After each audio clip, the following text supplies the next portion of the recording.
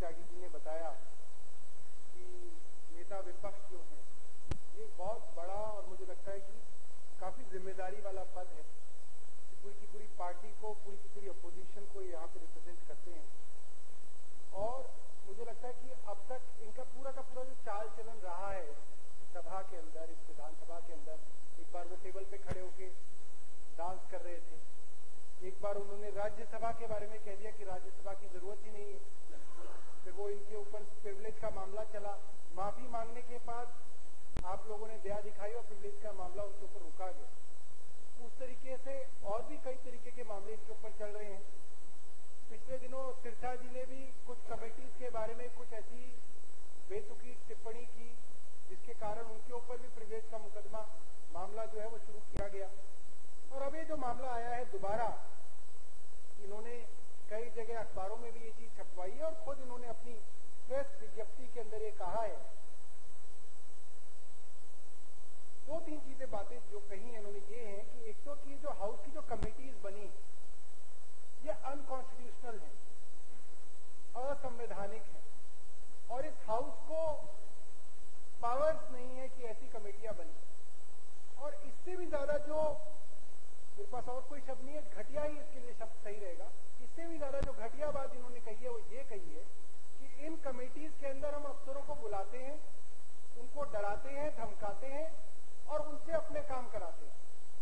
मुझे नहीं मालूम, मैं कुछ कमेटीज का तो मैं भी मेंबर हूँ, कुछ कमेटीज का मैं चेयरमैन हूँ और बहुत सारे मेंबर से बात करता रहता हूँ। मेरे को तो नहीं मालूम कि आज तक कभी ऐसा कभी हुआ होगा कि हमने किसी अफसर को बुलाया और उससे कोई पर्सनल काम कहा हो। या मैं चैलेंज करता हूँ विजेंद्र गुप्ता जी को, वो भी है नहीं मगर वो मेरी बात सुन रहे होंगे, कि वो बताएं कि हम अपने कौन से पर्सनल काम करने के लिए अफसरों को बुलाते हैं। अगर हम अफसरों को इसलिए बुला रहे हैं कि नालों की सफाई क्यों नहीं हो रही, तो वो तो हर साल दिल्ली के अखबारों में छपता है, हर बार चर्चा होती है कि दिल्ली में नालों की सफाई नहीं होती। अगर हम इसलिए बुला रहे हैं कि डेंगू और चिकनगुनिया के लिए क्या तैयारी की गई है, तो भी ये पर्सनल मामला नहीं है। अगर हम इस चीज के लिए बुला रहे हैं कि जल बोर्ड के अंदर जो सीवेज ट्रीटमेंट प्लांट है वो बन रहे हैं, उनकी जरूरत है या नहीं है, उसमें गड़बड़ी भ्रष्टाचार हुआ है या नहीं हुआ है, तो वो भी कोई पर्सनल मामला नहीं है। इस तरीके की जो टिप्पणी इन्होंने की है, अगर कोई बाहर का आदमी करता तो भी उसके ऊपर प्रिविलेज की मामला बनता, मगर ये तो नेता विपक्ष है, इसके हिसाब से तो ये मामला और भी ज्यादा सीरियस है कि इन्होंने इस तरीके की बेतुकी बेढंगी बात एक हाउस के बारे में कही। और अध्यक्ष जी, इसके पीछे पूरा का पूरा एक षड्यंत्र है कि किस तरीके से एक अखबार के अंदर इस खबर को छपवाया जाता है कि जो एडिशनल सॉलिसिटर जनरल है सेंट्रल गवर्नमेंट की, उनकी एक लीगल ओपिनियन आई है कमिटीज के बारे में। किसने मांगी है? एलजी साहब ने मांगी है कमिटीज के बारे में लीगल ओपिनियन। तो बहुत सारे लोगों को ये मुखालता है, गलतफहमी है, तो मुझे लगता है कि उनकी गलतफहमी मिटा देनी चाहिए कि अगर कहीं पे ये फैसला हुआ भी है कि सरकार का नेता जो है, सरकार का जो लीडर है वो एलजी है, मगर ये कहीं पे ये तय नहीं हुआ कि इस हाउस का जो लीडर है वो एलजी है। एलजी साहब सरकार के सुप्रीम हो सकते हैं मगर इस हाउस के सुप्रीम नहीं है। ये जो हाउस है वो सरकार के ऊपर है, ये सरकार के नीचे नहीं है, सरकार के अधीन नहीं है, सरकार इस हाउस के अधीन है। और एलजी साहब इस सरकार के नेता जरूर हो सकते हैं मगर इस हाउस के नेता नहीं, इस हाउस के नेता स्पीकर साहब हैं यहाँ। और जहां तक एएसजी साहब की लीगल ओपिनियन का मामला है, एएसजी कौन होता है? एएसजी केंद्र सरकार का एक नुमाइंदा होता है, वो एक एम्प्लॉई है केंद्र सरकार के, एक पॉलिटिकल एक नौकर है, केंद्र सरकार के नौकर हैं और एक पॉलिटिकल अपॉइंटमेंट होती है, राजनीतिक अपॉइंटमेंट होती है। उसके बारे में जो जो छप रहा है, जो जो उनके नेता कह रहे हैं वो और भी लोग बताएंगे, मगर वो कौन होते हैं जो एक हाउस की कमेटीज के बारे में बताएंगे कि ये ठीक हो रहा है या गलत हो रहा है। और ये मामला सिर्फ आज का ही नहीं, ये मामला तब का है जब से हम लोग चुन के आए। अध्यक्ष जी, हम लोग जब चुन के आए, मैं सरकार की बात नहीं करना चाहता, हम विधायकों की बात करेंगे इस हाउस के अंदर। हम लोग जब चुन के आए इस हाउस के अंदर, हम लोग ये कह के आए कि हम भ्रष्टाचार के खिलाफ लड़ाई लड़ेंगे। और सब लोगों का मानना था कि भ्रष्टाचार के खिलाफ जो लोग भ्रष्टाचार कर रहे हैं, जो अफसर भ्रष्टाचार कर रहे हैं, जो पुराने मामले थे उनकी जांच शुरू की। और जैसे ही सरकार आई, सरकार ने भ्रष्टाचार के मामलों को दर्ज कराना शुरू किया एंटी करप्शन ब्रांच के जरिए, और एक खबरें छपी कि एसीबी के जरिए मामले दर्ज किए जा रहे हैं। तो केंद्र सरकार ने क्या किया? विजेंद्र गुप्ता जी के पेट में दर्द तब भी होता था। केंद्र सरकार ने क्या किया कि एसीबी को दिल्ली सरकार से छीन, चली कोई बात नहीं। उसके बाद सरकार की यह मंशा थी कि नहीं, भ्रष्टाचार के ऊपर लगाम लगानी चाहिए। सरकार ने कुछ अफसरों की टीम बनाई, और वो अफसरों की टीम बाकी लोगों पर निगरानी रखती थी कि अगर कहीं पे भ्रष्टाचार हो रहा है, कहीं पे करप्शन हो रहा है, तो वो उसकी जांच करेगी, डिसिप्लिनरी इंक्वायरी करेगी और उन अफसरों के खिलाफ प्रोसीडिंग करेगी। उनको हो सकता है सस्पेंड कर दे, उनका तबादला कर दे, उनके ऊपर एक्शन लिया जाए। वो पावर देख के भी इनके पेट में दर्द हुआ, केंद्र सरकार के पेट में दर्द हुआ कि ये भ्रष्टाचार पर लगाम कैसे लगा रहे हैं। तो उन्होंने वो पावर भी हमसे छीन ली, दिल्ली सरकार से छीन ली कि आप किसी अफसर का तबादला नहीं कर सकते, आप किसी को सस्पेंड नहीं कर सकते, आप किसी के ऊपर कोई इंक्वायरी नहीं कर सकते। खैर, सरकार ने सोचा कि कोई बात नहीं, भ्रष्टाचार से तो लड़ना है, किसी ना किसी तरह से लड़ेगी सरकार। सरकार ने कहा कि हम इंडिपेंडेंट इंक्वायरी कमीशन बना देंगे, और ये खबरें भी छपी कि सरकार ने 2-3 जगहों पे इंक्वायरी कमीशन बनाई। जैसे सीएनजी फिटनेस स्कैम के अंदर एक इंक्वायरी कमीशन बनाई, दिल्ली के अंदर जो क्रिकेट के अंदर जो गड़बड़ी होती थी उसके अंदर केंद्र सरकार के मंत्री जी की शोहरतें कई सालों तक उन्होंने कमाई वहां पे, तो जेटली जी का जो नाम बार बार उसके अंदर आता था, उस चीज को देखने के लिए सरकार ने एक और इंक्वायरी कमीशन बनाया। उसके खिलाफ भी केंद्र सरकार हाईकोर्ट गई और उन्होंने किसी तरीके से उन इंक्वायरी कमीशन को भी रुकवा दिया।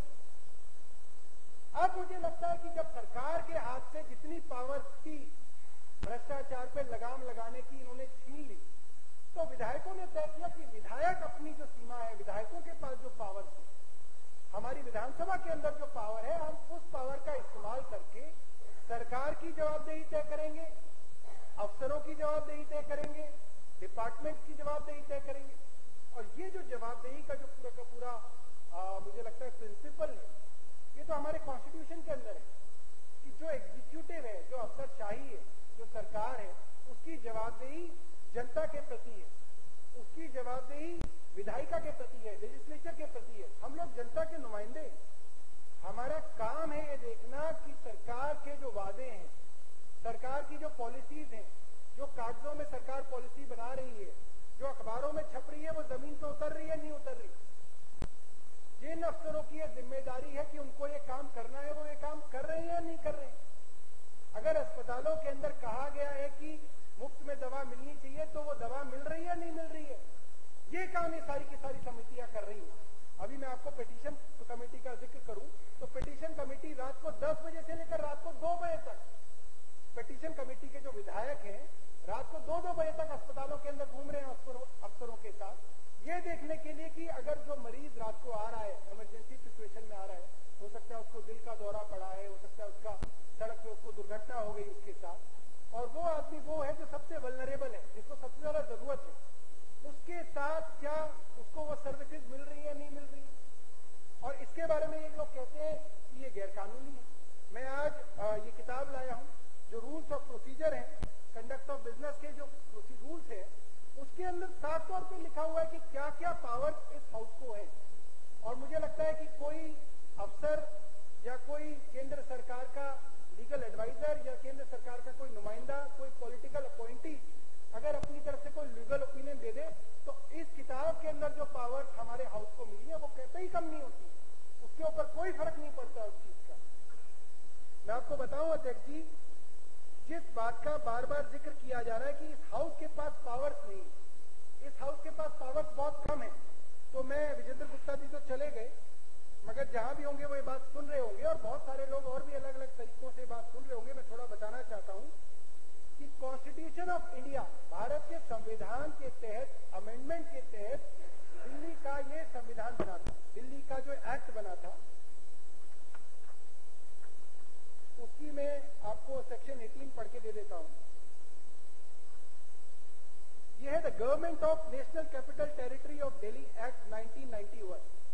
इसका सेक्शन 18 जो है उसके अंदर पावर्स एंड प्रिविलेजेस का जिक्र है 18(3), In the other respects, the powers, privileges and immunities of the Legislative Assembly and of the members and the committees thereof shall be such as are for the time being enjoyed by the House of People and its members and committees.